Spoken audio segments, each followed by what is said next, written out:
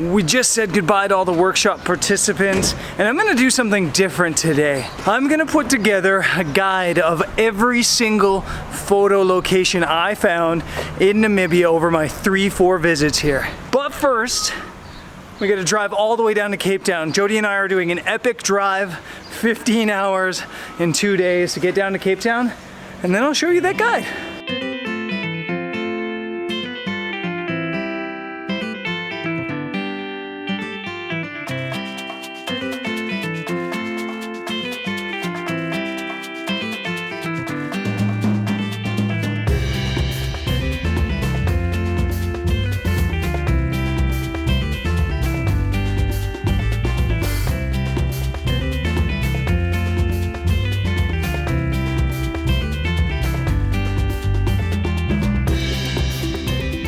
We are back here in Cape Town, and I am excited to be back in Cape Town. So I planned on doing this video, like a guide to Namibia, a guide to all the best photo locations in Namibia, and I was just gonna walk you through everything, and I'm still gonna do that. But my setup is way different than I was hoping it to be, just because there's so much noise. They're doing construction on a couple floors above us, there's construction down on the street, and it's basically like, yeah, coming from Namibia where it's just dead quiet to back into a city that's not even a loud city. Like Cape Town's not that loud, but coming back here is a bit of a shock. Anyways, let's get into the video. I wanted to do things different. I wanted to try every now and then to do a video that kind of guided you through the best photo locations of a country. I got this idea from Mads Peter Iverson before I went to the Faroe Islands, because before I went to the Faroe Islands, I found some of his videos that were like guides to the islands and photographing them, and it was so helpful there. So I have a green screen on this TV in the back. I'm gonna plug in like the map and some images and stuff like that so you guys can see as I go along. I've got all my information here on my new phone, and I'm gonna just walk you through this. This potentially will be a long video because I am gonna try to cover every bit of the bases for Namibia.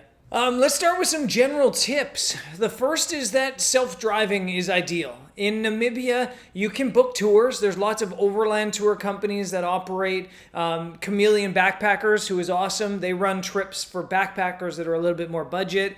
And there's a lot of options, but definitely it's ideal to do it out on your own, to go out on your own. And it's not necessarily hard to do either. It's an easy country to get around driving. Yes, some of the roads are really bad, but overall it's easy to get around. I will say too that you don't need a 4x4. Basically all the blogs you read about Namibia say you need a 4x4. You don't. In fact, every single time I've done Namibia, I didn't have a 4x4. I've never had a 4x4 in Namibia, and really there's only 2 places that you really need a 4x4, and one of those places there's a workaround. The other place, well, it's pretty off the beaten path anyway, so you might not want to go or need to go there anyway. So that's the driving situation. If you are driving in Namibia, don't take the weather lightly and don't take the sparse population lightly. There are hardly any people in Namibia, and if you have a flat and you don't know how to change it, or you have a flat and you don't have water, it can get dicey. So be sure you don't take that lightly and just be prepared for that. The other thing is you really need to book Namibia in advance.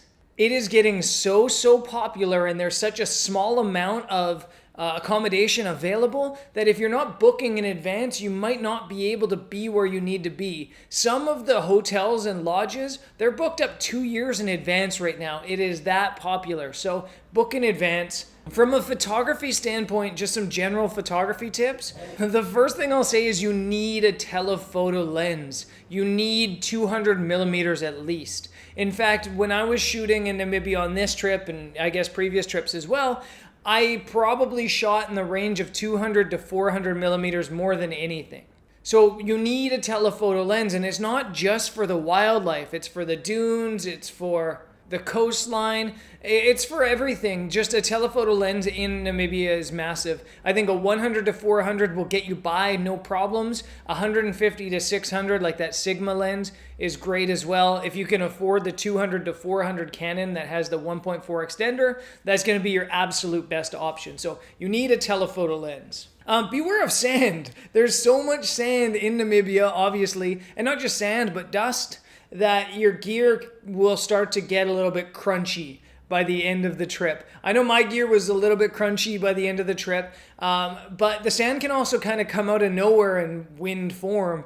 And I like to bring a shower cap with me. So if you take a shower cap and the wind picks up, you can just wrap it around your camera and it'll protect it a little bit. So a shower cap or a Ziploc bag are gonna come in handy. Filters, the filters for Namibia, I think I used a polarizer more than anywhere I've ever used a polarizer ever. And that's just because it helps bring out the color in the dunes, and it really helps stop some of the reflection of the sunlight on the dunes.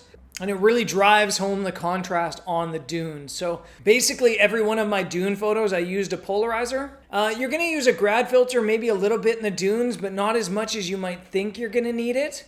And then other than that, I think I maybe used it one day. I didn't use a hard ND at all the entire trip, I don't think. And I don't think there's anywhere in Namibia I have done that. So a polarizer is a must. The rest of the filters, yeah, make a decision on your own, I guess.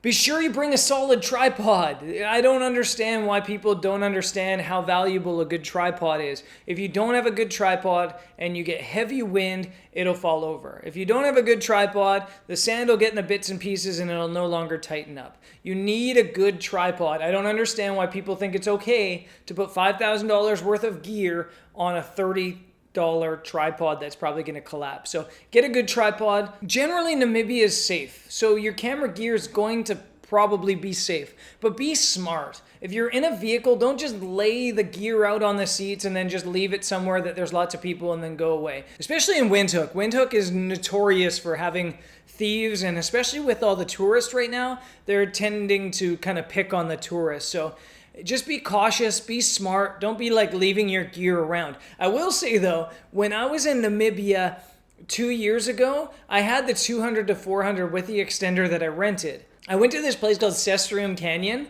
and I was there well before sunrise, and I left the 200 to 400 in the car on the seat. And it was kind of hidden, but it was there. I went into the canyon for like an hour and a half shooting pictures, and I got back and the lens was sitting on the seat still there, but one of my doors was open and the window was down. And it wasn't that somebody went in, it's literally that I left. I was so tired in the morning, I left without closing the doors and window. So it's safe, you can do things like that and get away with it, but just be smart. So let's get into some of these destinations. I'm gonna kind of just go through all my favorite photo locations in the country, all the best locations for photography in Namibia. And on each of these locations, I'm gonna give you the what you're gonna see there, things you need to know, and maybe where to stay. So the Caprivi Strip, we're gonna start up in the northeast corner. The Caprivi Strip is totally underrated. It's really cool. It's like a mix of Botswana, Namibia, Angola, Zambia, and it's just like this beautiful mix. And there are lots of waterways there, so you do get hippos and you do get elephants. In fact, when I was driving through there on my scooter 5 years ago, I had a herd of elephants cross right in front of me on the road, right on the main highway. It's really, really cool, and it's totally underrated. So some of the things you need to know about the Caprivi Strip is it was a conflict zone. But it's been a long time since it's been a conflict zone. They had a bit of a civil uprising in the area, hoping to get separation in the Caprivi Strip, but these days it's totally tame and totally safe. The highway is great. It's paved the whole way. It's perfect, basically all the way from the border, all the way into the main part of the country. The highway is perfect. You'll sometimes, as I mentioned, see elephants right on the highway too, so don't be surprised if you see that. Where to stay? One of my favorite camps in the entire world is in the Caprivi Strip at the very start or end of it, depending which direction you're looking. It's called Ngepi Camp. Ngepi Camp is this really, really cool camp on the river. There's beautiful bungalows and lodges right above the river. I camped both times I was there right on the lawn, and each time I was there at night, the hippos would come up onto the campsite and, mow the lawn. They were grazing right there. It was crazy. It's such a cool place and a quirky place. There's like one of the bathrooms looks out onto the river, and the toilet is literally outside, and it's like a king's throne, and it looks right out onto the river. It's fascinating. So Ngepi Camp, if you get the chance, go check it out. Let's continue across the Caprivi Strip into the north of Namibia to Etosha National Park. And Etosha National Park can kind of be split up into two sections, so I'm going to do that. There's the east section, and the east section you're going to see a lot more brushland, and it looks a lot more desolate too. Over in that area, there's lots of rhinos, there's leopards, you'll see hyenas maybe, and you'll definitely have less tourists on that side as well, because really it's a long drive from the park gates to get to that side, so most people stick to the west. Personally, I think the east is better. There's two camps within the gates at the east. One's Halali Camp, which is awesome. Has both camping and lodge. Has this awesome water hole that you can go watch the wildlife at night. There's another lodge called Namutoni. And Namutoni, I've never stayed there, so I have no idea what it looks like. I passed through it once, but yeah, I can't recommend it or not recommend it because I haven't stayed there. Over in the west is definitely the more popular part of the park. And the reason for that is because a lot of people stay outside the camp, outside the park, and then they do day trips into the park. And it's just easier, obviously, to get to the west than it is to the east. So you get a much higher concentration of vehicles and tourists over there. The main camp is called Okauquejo. I hope I pronounced that right. And it's really nice. It's beautiful. It's definitely the nicer of the two camps from a luxury standpoint, but it's also way busier. Over on the west, you have way more grassland, so you're more likely to see things like zebras and lions, springbok, elephants, that sort of thing. You'd be very, very lucky to see a rhino or a leopard over in the west. Some general tips for Etosha: you don't need a 4x4. I know everybody always says this about Namibia, you need a 4x4. You absolutely don't. I've done Etosha National Park in a Fiat 500. You literally do not need a 4x4 at all. There's no needs. It's a little bit washboardy, it's a little bit bumpy, but a 4x4 isn't really going to help you there. So you don't need a 4x4. I think it's best if you're a photographer to stay in the park. It's kind of like I'll show you at Sossusvlei. The gates to the national park don't open until sunrise. So if you want to be in the wildlife zones at the water holes around sunrise, you need to stay in the park to do that. Self-driving is super easy at Etosha National Park. There are game drives that are operated by the NWR in there, but they're pretty hard to rely on. They don't always run. So I think it's best to plan to self-drive. The other thing is you can't fly drones in the national park. In fact, when you enter the park, they'll ask you if you have a drone camera. You say yes. They take your drone and they wrap it and seal it. And then when you leave, they check that it's still sealed. So don't fly your drones in the park if you have them. Continuing south from Etosha, there's another game reserve that's getting really, really popular. It's called Erindi Game Reserve. And it's kind of like a luxury version of Etosha. It's expensive though. The camping, I'm told, there is about $100 a night, and the lodges are like $300 a night. I haven't been, so I haven't seen what it's actually like, but they're getting popular right now because they're bringing in a lot of wildlife that has come from overpopulated areas. They're bringing in rhinos, they've brought in cheetahs, they've brought in hippos even. And there's lots of elephants, lots of giraffe, lots of cats there. And if you're up for some wildlife sightings, apparently Erindi is a really good place to do that. Erindi also has some strange kind of safari options. One of them is you can do a drone. You can do a drone safari, which is crazy. And I'm not sure how I feel about that, but Erindi's an option for a lot of people. Just kind of northwest of Erindi and just basically straight west of Etosha is a place called Ochikendero Village. And Ochikendero is a Himba village. The Himba people are beautiful. The women cover themselves in this red mud, this red ochre, and they tie their hair in it, and they're just totally, totally red, and it's incredible to see. And you can go and hang out in their village if you pay a fee. At Ochikendero, it's kind of almost like, I don't know, it feels like a safari. The main reason I haven't done and gone to do these things is I kind of have this battle of, it almost feels like a human zoo. And I don't like that. I don't like going to a village, paying to take pictures of people because they're different. I don't know. I have this tugging. Because the other side of that is, the argument is, if people weren't paying the Himba people to photograph them, would they lose their traditions? Would they lose their style? Would they stop, coating themselves in this red mud if tourists weren't paying to see that. So there is both sides of this. Like I said, I haven't done it, so I can't give you too much advice on Ochikandero, but you can stay right in the village, I'm told. There's village homestays. And if not, Utjo is a town that's not super far from there that has a bunch of lodges you can stay at. So let's go from all the way in the north down to the south. We're going to go by a town called Keetsmanshoop. Keetsmanshoop is right next to the Quiver Tree Forest, and the Quiver Tree Forest is incredible. It's a really, really cool place. And at Quiver Tree Forest, you obviously see the quiver trees, but they also have rescue cheetahs. There's meerkats all over the place. And there's even this warthog that must be the friendliest warthog ever that comes into the lodge every afternoon and eats food. I don't know if the lodge feeds him or if he just steals food, but every single day he's there, he's friendly. It's almost like a giant dog. And it's a lot of fun. Giant's Playground's also right there. It's owned by the same people that own the land of Quiver Tree. And the thing you should know about these places is they charge a fee. It's not a national park, it's private land. But to go onto the land that has the quiver trees or Giant's Playground, you need to pay at the lodge. And then on top of it, you also need to pay if you want to do night photography. And I'm not really sure how they enforce that, but it's a separate fee. It's like $12 a person if you want to do night photography.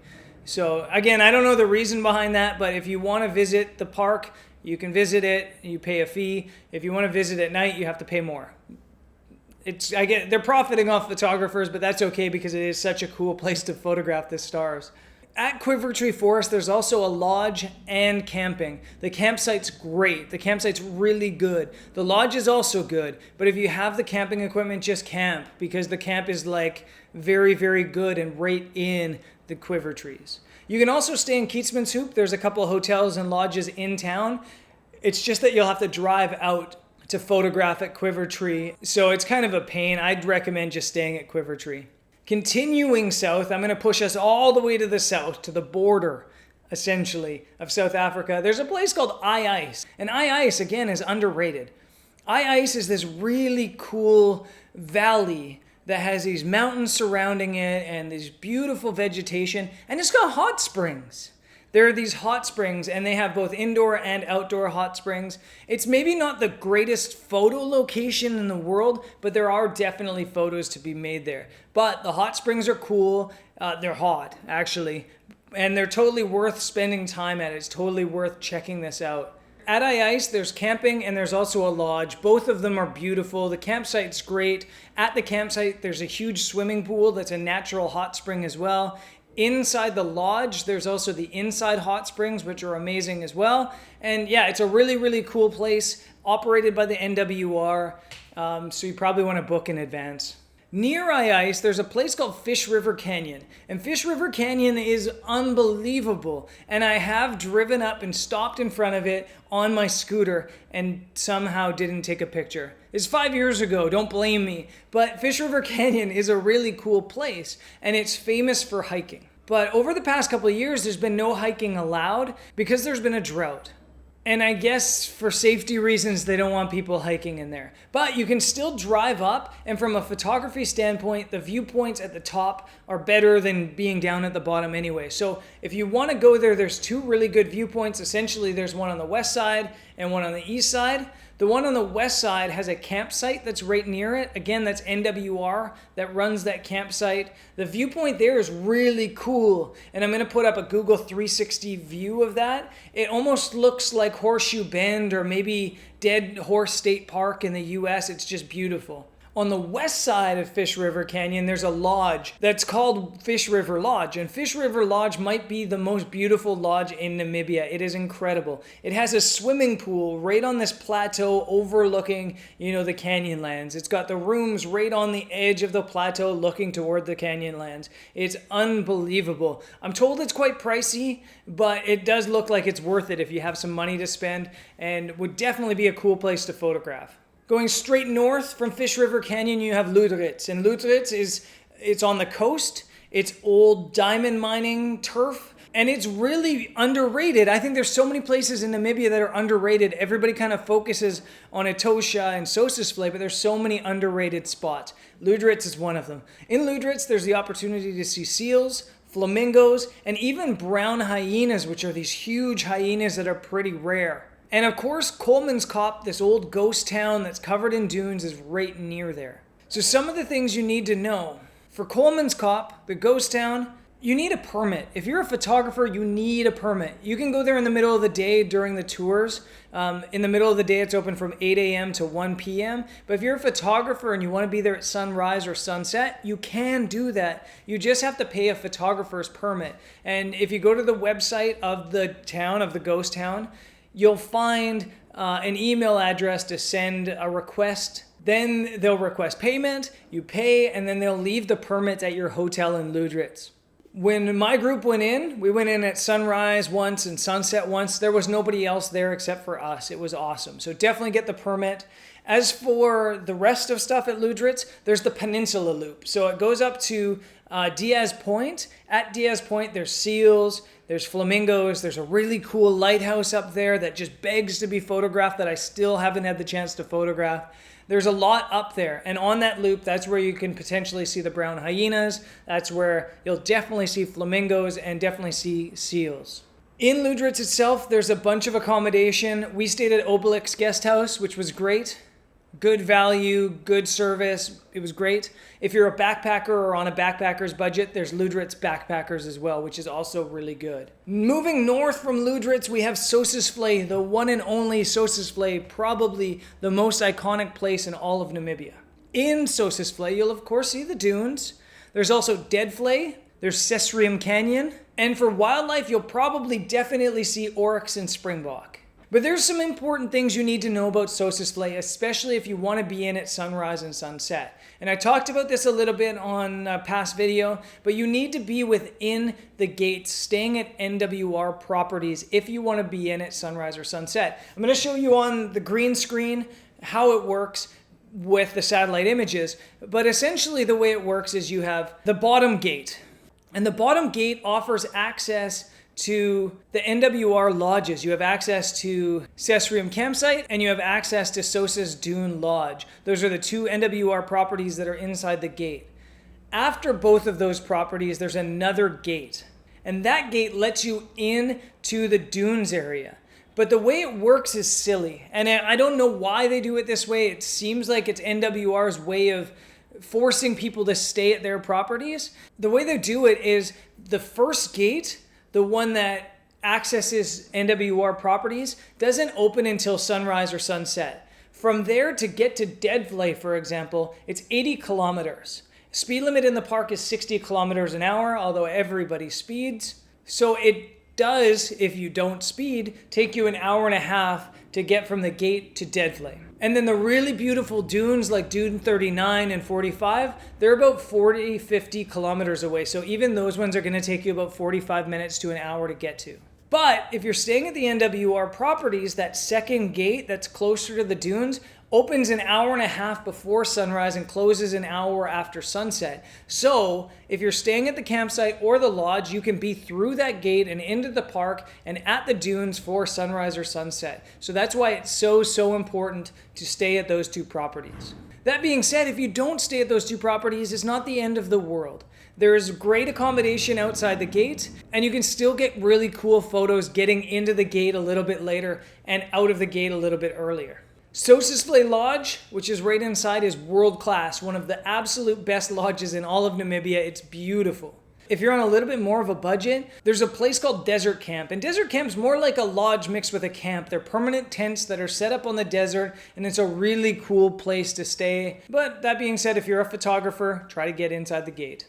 The other thing is book in advance. You really need to book in advance. Sossus Dune Lodge books up basically 2 years in advance. Even Sossusvlei Lodge, which is outside the gate, books up 2 years in advance. Even the camping can book up 6 months in advance. So book in advance, or else you might not be able to be within the gate, or you might not even be able to find great accommodation there in general. The best photo spots. Deadvlei is obviously the most popular photo spot in Sossusvlei, and to get there is a bit tricky if you don't have a 4x4. You get to this parking lot at the very end of the road, And there, if you have a 4x4, you can drive 15 minutes through this desert road that's really sandy, and you definitely couldn't do it in a non-4x4. You cruise this road to the next parking lot. From there, you hike 1.1 kilometers into the dunes to find Dead Flame. If you don't have a 4x4, you can't be in there at sunset unless you're a little bit crazy, because I have done this. You can drive to the end of the road and then walk. It's about 4 kilometers to get all the way into Dead Flame. A little bit of a slog, but it's definitely possible. The other option, you can, without a 4x4, get in there for sunrise. You drive to the end of the road, and then there's these NWR vehicles that transport people for a fee, of course, down the dirt road to get to the parking lot, and then you can walk from there. Those 4x4s that the NWR run, they start right at sunrise, so you can be there at sunrise without a 4x4. They stop operation usually at 4 p.m., so if you want to be there at sunset, you can't use the 4x4 service. You have to either hike in, hitchhike, which I've done, or have a 4x4. The third location at Sossusvlei is Sesrium Canyon, and Sesrium Canyon is a little bit overrated, a little bit underwhelming. It's a slot canyon that's beautiful, but it's really difficult to photograph. It's very gray. The best way to photograph it is waiting just after sunrise and catching the light just coming in really filtered. I've tried to photograph Sesrium Canyon on 2 different occasions. I failed the first time. The second time I waited a little bit longer and I caught beautiful light in there. So it is possible to get cool images there. You just might have to work a little bit harder. Let's continue up the coast. We're heading to Swakopmund and Walvis Bay. I put them together in this because they are fairly close together. Both of them are on the coast, and what you're going to see at Walvis Bay and Swakopmund is dunes and the ocean. And the dunes and the ocean next to each other, and that's really cool. The roads in that area are phenomenal. They're really good. You can get along the dunes really quickly. And the main dunes are in the area basically halfway between Swakopmund and Walvis Bay. And to get to them, you literally just drive down the highway, park along the highway at one of the parking areas, and you have freedom to walk within them. Right along the road, they're pretty bruised up.